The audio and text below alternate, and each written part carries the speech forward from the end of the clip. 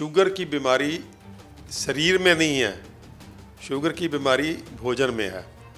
अगर हमारा खाने का भोजन सही नहीं है तो बीमारी होती है, अगर भोजन सही हो जाए तो बीमारी ख़त्म हो जाती है।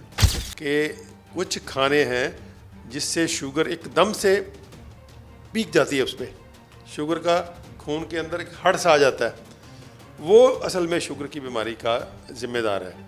चाइना स्टडी कहती है कि हम अगर प्लांट बेस्ड होल फूड खाएं तो कोई व्यक्ति बीमार नहीं होता, अगर वो बीमार है तो ठीक हो जाता है। नमस्कार, D5 चैनल हिंदी देख रहे दर्शकों का मैं वंदना स्वागत करती हूँ। आज एक बार फिर हमारे स्टूडियो में मौजूद हैं डॉक्टर अमर सिंह आज़ाद जी। डॉक्टर साहब, आपका बहुत बहुत स्वागत है। नमस्कार जी सभी दर्शकों को। डॉक्टर साहब, हमने पिछली बार बात करी थी शुगर के ऊपर और दर्शकों का बहुत ही अच्छा रिस्पांस हमारे पास में आया था।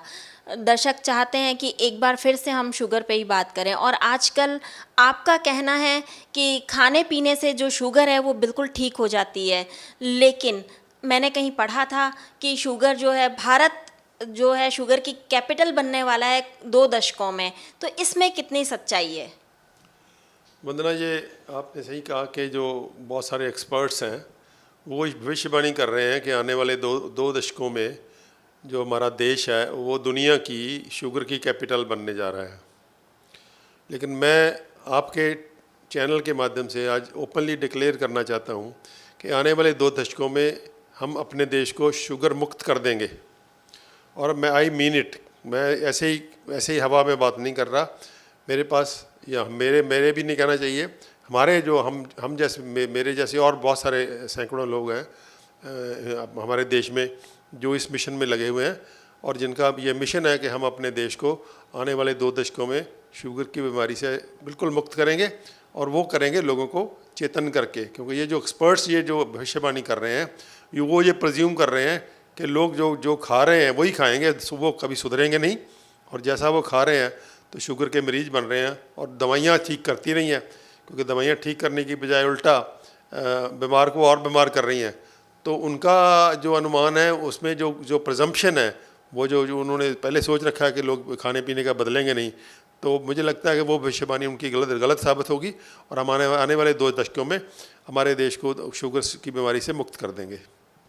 जैसा कि आप कह रहे हैं कि खाने पीने के जरिए आप शुगर से मुक्त कर देंगे, तो ऐसा क्या आप खाने को सजेस्ट करते हैं जिससे कि शुगर हो ही ना, डायबिटीज़ हो ही ना किसी को? वंदना, ये मैं इस आधार पे कर रहा हूँ कि हम लोग शुगर को बीमारी मानते ही नहीं हैं, क्योंकि शुगर की बीमारी शरीर में नहीं है, शुगर की बीमारी भोजन में है। अगर हमारा खाने का भोजन सही नहीं है तो बीमारी होती है, अगर भोजन सही हो जाए तो बीमारी ख़त्म हो जाती है। तो इसका मतलब बीमार हमारा शरीर नहीं है, बीमार हमारा भोजन है। और अगर हम भोजन को ठीक करने की एक चेतना जो है जैसे हम फैला रहे हैं, और बहुत तेज़ी से लोग चेतन हो रहे हैं कि कैसे खानों से शुगर होती है और किन खानों से शुगर ठीक होती है, उन खाने की बात हम आज करेंगे कि क्या खाना चाहिए और क्या नहीं खाना चाहिए। लेकिन उससे पहले एक दर्शकों को एक बात बता देनी बहुत ज़रूरी है कि कुछ खाने हैं जिससे शुगर एकदम से पीक जाती है, उस पर शुगर का खून के अंदर एक हड़ सा आ जाता है, वो असल में शुगर की बीमारी का जिम्मेदार है। क्योंकि अगर वो हड़ ना आए तो शुगर की बीमारी नहीं होती। तो ऐसे जो खाने हैं जो हड़ लाते हैं शुगर का, वो रिस्पॉन्सिबल हैं, क्योंकि शुगर शरीर में, पूरे शरीर में 5 लीटर खून में 1 चम्मच शुगर चाहिए हमको काम वाम करने के लिए, सारा जो अपनी बॉडी को चलाने के लिए। लेकिन हम अगर उसमें एकदम से 10 चम्मच डाल देंगे या 20 चम्मच डाल देंगे, और डालेंगे भी इस शक्ल में जो सीधी खून में जाए, तो वो शुगर की बीमारी होगी। तो इसलिए ये जो हमको ये समझना है कि हमारे शरीर के अंदर 5 लीटर खून होता है। 5 लीटर खून में अगर 100 मिलीग्राम वाली फिगर लें जो हम नॉर्मल मानते हैं, तो उस हिसाब से सिर्फ 5 ग्राम शुगर बनती है। उसका मतलब है कि एक गिवन टाइम पे हमारे शरीर के अंदर सिर्फ 5 ग्राम शुगर चाहिए। जो हमारे शरीर की बनतर है वो उससे दुगना बर्दाश्त कर लेती है, 200 तक या 2 चम्मच तक या दो चम्मच तक अगर शुगर हमारे खून में हो तो हमको कोई नुकसान नहीं होता। अब अभी हम लोग थोड़ा सा और भी इसको करेंगे, 2.5 चम्मच भी हो, 2.5 चम्मच तक भी वो शरीर उसको बिना नुकसान के टॉलरेट कर लेते। इसका मतलब शुगर की रीडिंग अगर 100 की बजाय 200 हो या 250 भी हो तो भी हमारे शरीर को कोई गंभीर नुकसान नहीं होता।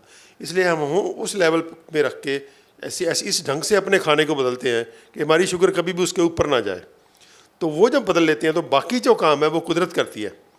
शरीर के अंदर ह्यूमन बॉडी वंदना एक ऐसी करामाती क्रिएशन है परमात्मा की कि उसके अंदर सेल्फ जो अपने आप को ठीक करने का मैकेनिज़्म है, self repair, self regeneration, self rejuvenation, उसमें अनंत शक्ति है उसमें। अगर हम थोड़ा सा नेचर के साथ कोऑपरेट करें, नेचर के हिसाब से चलें, नेचर को वायलेट ना करें, नेचर के जो नियम है उसकी उल्लंघना ना करें, तो बॉडी बाकी काम अपने आप कर लेती है। तो वो जो साइंटिस्ट भविष्यवाणी कर रहे हैं वो नेचर की इस पावर को बहुत अंडर एस्टिमेट कर रहे हैं, और लोगों की चेतना में अगर जागृति आ जाएगी तो उसको वो देख ही नहीं रहे। तो इसलिए उन लोगों की भविष्यवाणी हम गलत साबित करने जा रहे हैं, और हम डाइट देंगे ऐसी डाइट की जो अवेयरनेस है हम फैला रहे हैं, और लोग बहुत ही बड़े पैमाने पे उसको एक्सेप्ट कर रहे हैं, और 100% लोग जो हैं वो शुगर मुक्त हो रहे हैं। और बहुत लोग मेरे पास रोज़ ही कम से कम 5-10 फ़ोन आते हैं कि हमने आपकी वीडियो देखी थी, आपकी D5 चैनल की वो वीडियो बहुत ही चली थी वो शुगर वाली, तो मुझे लगता है लाखों में गई है वो, तो वो हाँ मिलियंस में गई है। तो वो जो ये जो चेतना है, आप जैसे पत्रकारों की हिम्मत से जो चेतना इतनी जल्दी फैलती है, तो वो शुगर मुक्त करेगी भारत को। हम अपने देश के लोगों को इतना प्यार करते हैं कि हम उनके लिए दिन रात काम करेंगे, इस चेतना को फैलाएंगे, और ऐसा डाइट सिस्टम हम सिंप्लीफाई करेंगे, इतने साधारण ढंग से उसको लोगों को समझाएंगे कि अनपढ़ से अनपढ़ व्यक्ति को भी ये बात समझ आ जाएगी कि अगर खाना ठीक कर लो तो शुगर ठीक हो जाती है।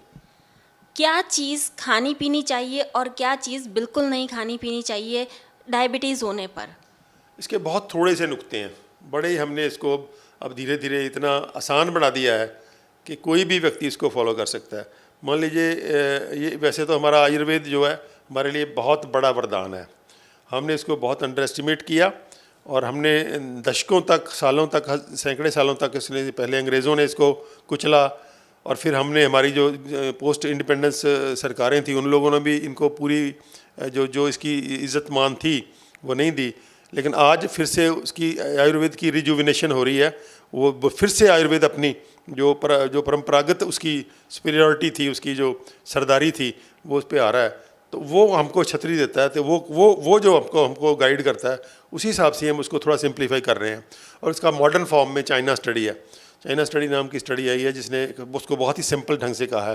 देखो चाइना स्टडी 20 साल चली, और वो 500-600 पेज की किताब है जिसमें पूरा विस्तार दिया हुआ कि कैसे कैसे स्टडी उन्होंने की, लेकिन 2 लाइन का मैसेज है, सिर्फ 2 लाइन का।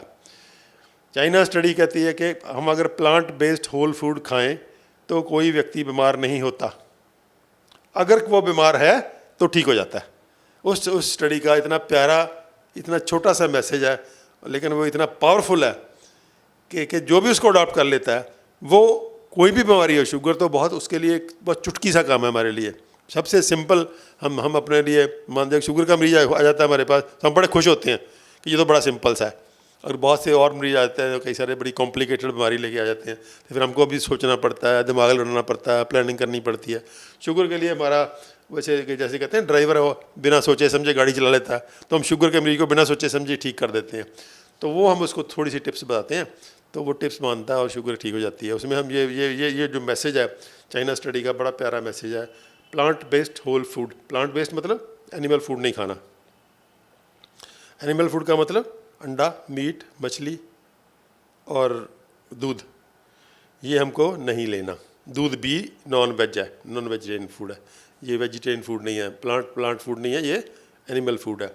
और आज के युग में तो ख़ास करके मतलब बहुत ज़रूरी है, क्योंकि जितने एनिमल फूड्स हैं ये इंडस्ट्रियल फूड्स हैं, ये नेचुरल फूड्स नहीं है रहे अब। क्योंकि इनको ऐसी ढंग से पैदा किया जा रहा है, वो जो ब्रॉयलर है वो पता नहीं क्या है, ये नहीं समझ किसी को आता कि वो एनिमल है क्या। उसको इतना आर्टिफिशियल ढंग से इतनी गंदी गंदी दवाइयाँ दे के और वैसे ही हम लोग दूध में कर रहे हैं, और वैसे ही हम लोग जो जो पोल्ट्री है उसमें करते हैं।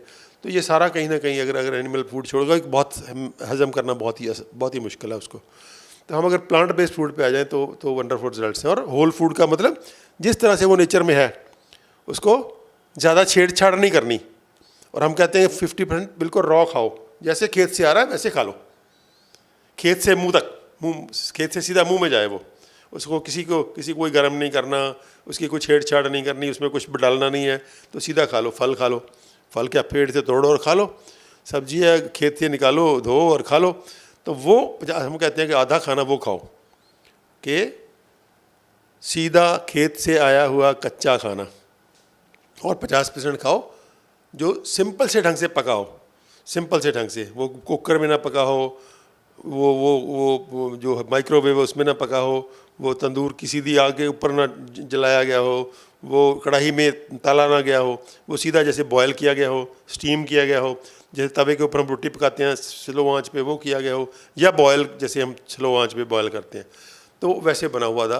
तो वो एक बस सिंपल सा एक मैसेज है कि वो खाना है। लेकिन उसमें थोड़ी सी और एडिशन है कि उसमें इंडस्ट्रियल फूड्स हमको नहीं खाने। जैसे मान लीजिए कोई भी फूड जो वाया इंडस्ट्री आ रहा है वो टॉक्सिक हो जाता है। वो जितने आप बड़े बड़े मेगा स्टोर देखोगे उसमें जो इतने पूरे शेल्फ भरे पड़े हैं रंग बिरंगे डिब्बों में, वो सारे के सारे क्या हैं, वो नेचुरल फूड्स नहीं है, वो इंडस्ट्रियल फूड्स हैं। और हर इंडस्ट्रियल फूड टॉक्सिन है, हर इंडस्ट्रियल फूड जहर है, उसको नहीं खाना। तो इंडस्ट्रियल फूड को हम मना करते हैं। ऐसे रिफाइंड फूड्स को नहीं मना करते हैं, ऐसे रिफाइंड तेल नहीं खाने, रिफाइंड शुगर नहीं खानी, रिफाइंड नमक नहीं खाना। तो ये चीज़ें जो रिफाइन हो जाती हैं वो नेचुरल नहीं रहती। नेचर ने उसको डिफरेंट ढंग से दिया था, लेकिन हमको उसने एक अलग अलग कर दिया। तो रिफाइंड चीज़ें भी नहीं खानी।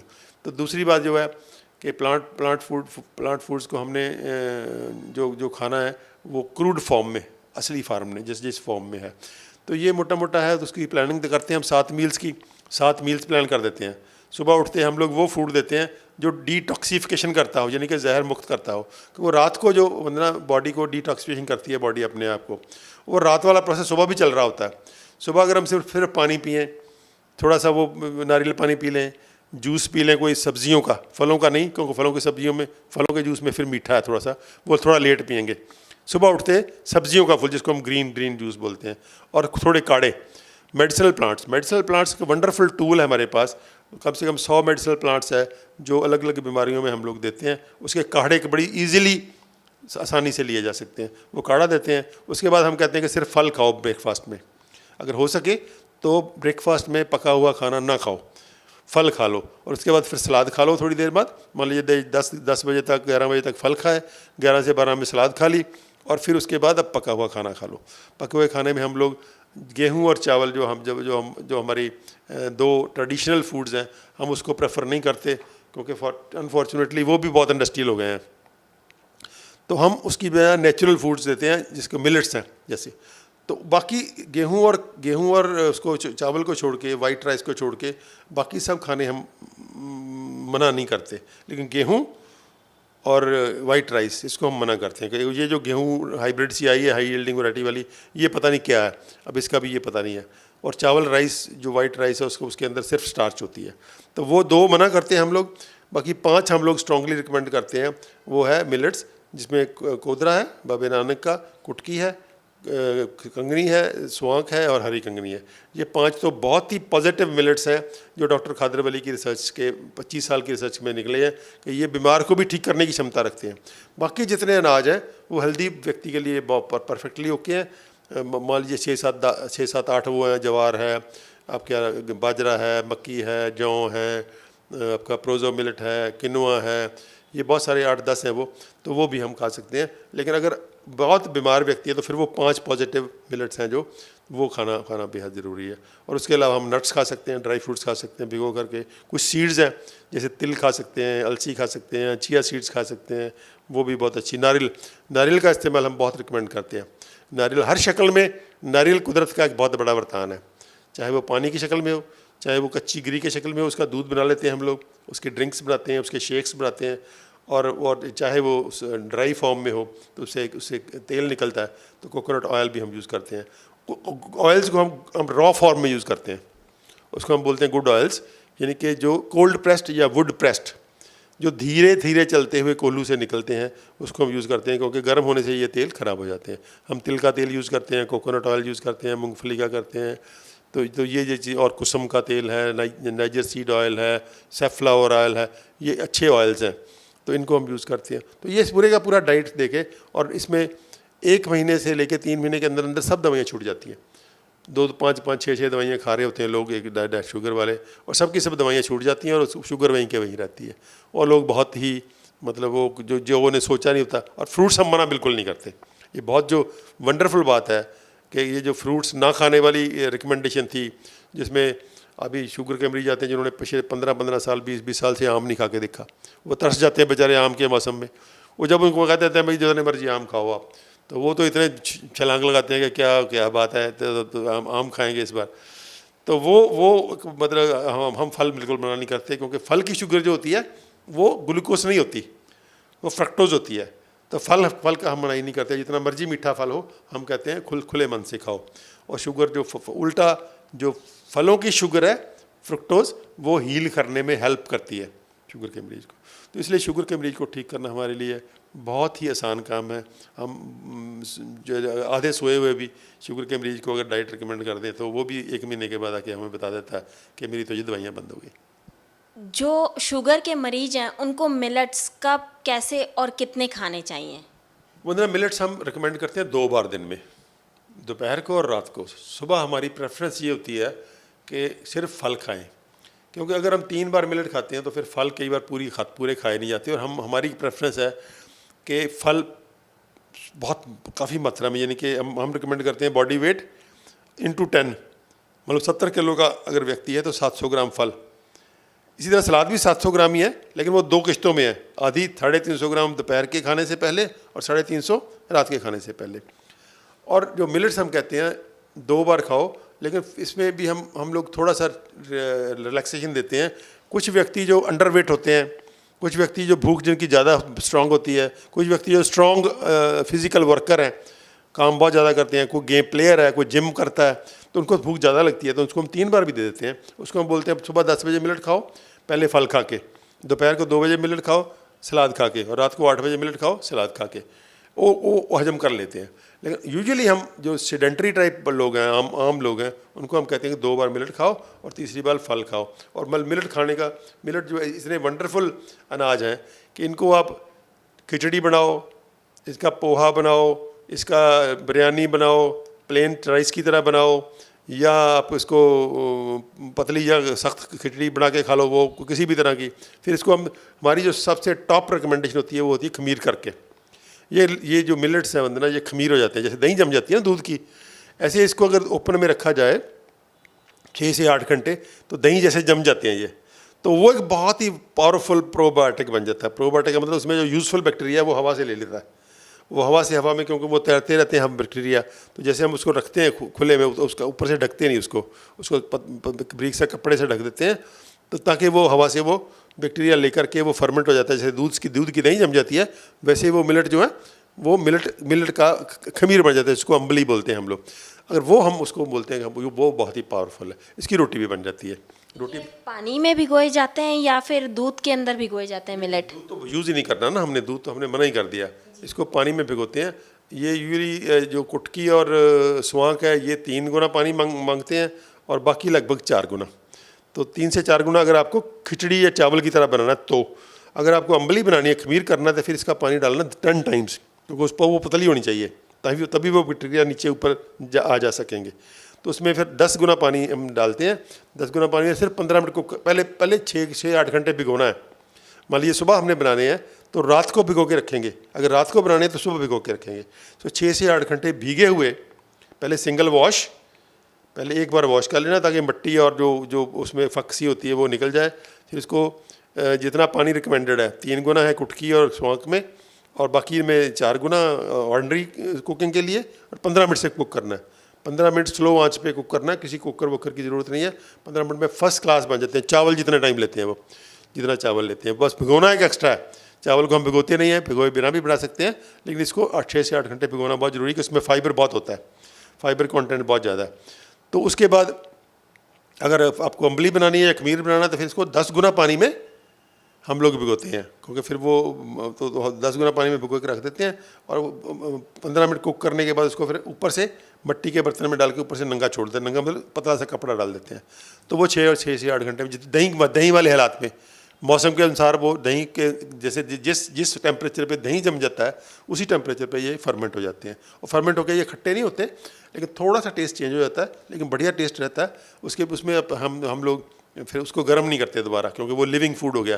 जैसे दही को हम कभी गर्म नहीं ना करते, दही वैसे ही खाते हैं, तो इसी तरह इसको गर्म नहीं करना। उसमें हम थोड़ी सी हल्की गर्म सब्जी डाल सकते हैं, दाल डाल सकते हैं, या मसाला डाल के बहुत स्ट्रॉन्ग सा मसाला बनाते हैं हम, ताकि वो स्पाइसी हो जाए।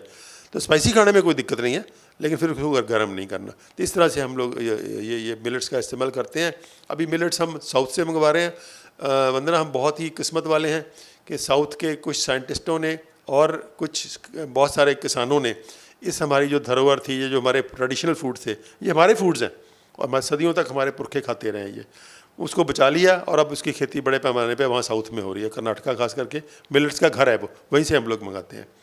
और अभी हम पंजाब में भी इसकी खेती शुरू कर रहे हैं, पिछले 2-3 साल से हम लोग कर रहे हैं। बहुत वंडरफुली ग्रो करते हैं ये राइस वाली टाइमिंग है इनकी, जो जैसे राइस को करते हैं तो वो वंडरफुल ग्रो करते हैं। इस बार हमने कम से कम भी मेरे ख्याल में 8-10 हज़ार किसानों ने थोड़ा थोड़ा इसको लगाया हुआ है। इस बार हमारे बीज हमने अपने यूज़ किए, पिछले वाले बीज हमने बीज बाहर से नहीं मंगवाया, और अगली बार हम खाने के लिए भी देंगे। आज आपने हमको अमली के बारे में बताया, मिलेट्स के बारे में बताया कि उन्हें कैसे पकाना चाहिए, कैसे खाना चाहिए, और आपने ये भी कहा कि आप भारत को 2 दशकों में शुगर मुक्त बनाने के लिए सबको जागृत कर रहे हैं। ये बहुत ही अच्छी बात है कि भारत शुगर मुक्त होगा, यानी कि डायबिटीज़ से बिल्कुल फ्री होगा। डॉक्टर साहब, आप यहाँ आए, आपका बहुत बहुत धन्यवाद। धन्यवाद जी सर। अगले एपिसोड में आपसे फिर मुलाकात होगी, तब तक के लिए नमस्कार।